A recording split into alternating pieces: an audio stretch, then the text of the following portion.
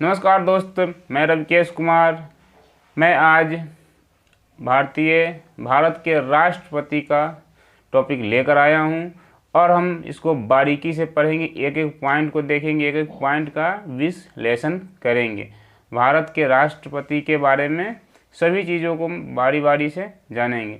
तो चलिए फिलहाल बेसिक जानकारी के साथ हम लोग आगे बढ़ते हैं, जो एग्ज़ाम में बहुत बार पूछे जाते हैं, बहुत ही इम्पोर्टेंट है। ऑब्जेक्टिव एग्ज़ाम के लिए ये बहुत ही ज़रूरी है। देखते हैं, भारत का राष्ट्रपति जो होता है, भारत के राष्ट्र का प्रमुख होता है। भारत के राष्ट्रपति भारत के राष्ट्र का प्रमुख होते हैं और भारत के प्रथम नागरिक भी होते हैं।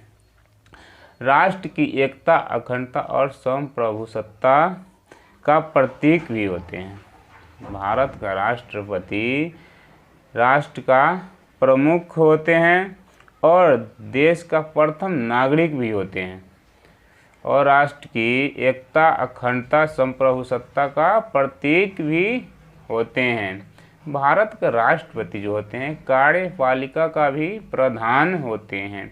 भारत का राष्ट्रपति कार्यपालिका का भी प्रधान होते हैं, अर्थात कार्यपालिका का जो भी काम किए जाते हैं भारत के राष्ट्रपति के नाम से ही प्रारंभ किए जाते हैं।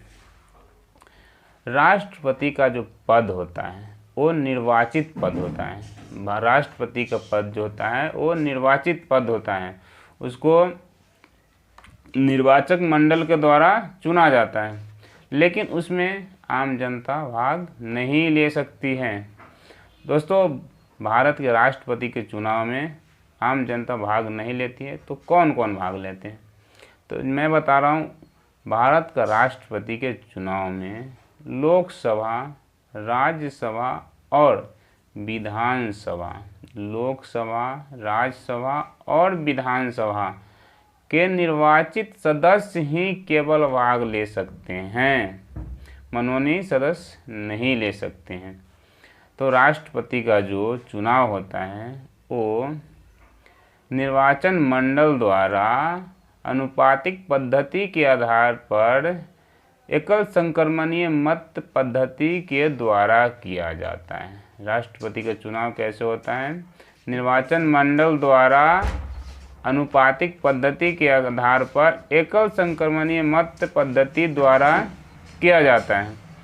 चलिए आगे हम लोग जानते हैं कि संसद और विधायक ये भाग लेते हैं। ये मैं अभी आपको बताया कि लोकसभा, राज्यसभा और विधानसभा के निर्वाचित सदस्य भाग लेते हैं, लेकिन इनके वोटों का जो मूल्य है वो अलग अलग होते हैं। तो उनके वोटों का मूल्य हम लोग कैसे निकालेंगे, ये मैं आपको अभी बताऊंगा। राष्ट्रपति के चुनाव में लोकसभा और विधानसभा के सदस्यों का जो वोटों का मूल्य होता है अलग अलग होते हैं। संसद के वोटों का मूल्य अलग और विधायकों के वोटों का मूल्य अलग होते हैं। जैसे हम लोग चुनाव में वोट डालते हैं तो सभी मतों का मूल्य बराबर होता है, लेकिन यहाँ पे अलग अलग होते हैं। तो चलिए, विधायक के वोटों का मूल्य कैसे ज्ञात करें? राज्यों की, अगर किसी राज्य की अगर विधायक का वोटों का मूल्य ज्ञात करना हो तो उस राज्य की कुल जनसंख्या बटे विधानसभा के निर्वाचित सदस्य गुने 1/1000 करते हैं। इसका ये फॉर्मूला है। फिर से समझते हैं, राज्यों की कुल जनसंख्या बटे राज्यों के विधानसभा के निर्वाचित सदस्य गुने 1/1000। चलिए अब हम लोग समझते हैं संसद के वोटों का मूल्य कैसे निकालते हैं।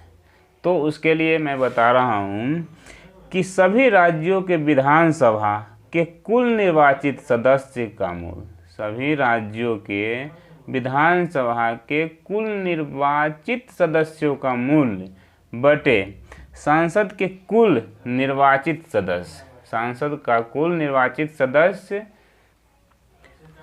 उसके बाद राष्ट्रपति का जो निर्वाचन में मतदाता को मतदान करते समय उम्मीदवार की वरीयता क्रम में अपना मत देना होता है। चलिए आगे हम समझते हैं कि अगर राष्ट्रपति है, चुनाव है, तो राष्ट्रपति के चुनाव से संबंधित किसी भी विवाद अगर हो जाता है, कोई भी विवाद होता है चुनाव में, तो उसका निवारण कौन करेगा? तो उससे संबंधित जो समाधान होगा वो सुप्रीम कोर्ट, सर्वोच्च न्यायालय करेगी। ये हमारे संविधान के अनुच्छेद 71 में दिया गया है। राष्ट्रपति के निर्वाचन से संबंधित किसी भी प्रकार की समस्या का समाधान अगर करती है तो सर्वोच्च न्यायालय करेगी, और राष्ट्रपति को का जो पद होता है वो 5 साल के लिए होता है। तो उसके बारे में आगे अगले वीडियो में चर्चा करूँगा। फिलहाल मैं इसके बारे में एक और पॉइंट बताना चाहता हूँ कि राष्ट्रपति का जो निर्वाचन केंद्रीय निर्वाचन आयोग द्वारा किया जाता है। राष्ट्रपति का जो निर्वाचन होता है वो केंद्रीय निर्वाचन आयोग द्वारा किया जाता है। दोस्तों मैं आशा करता हूँ कि आपको ये वीडियो समझ में आया होगा।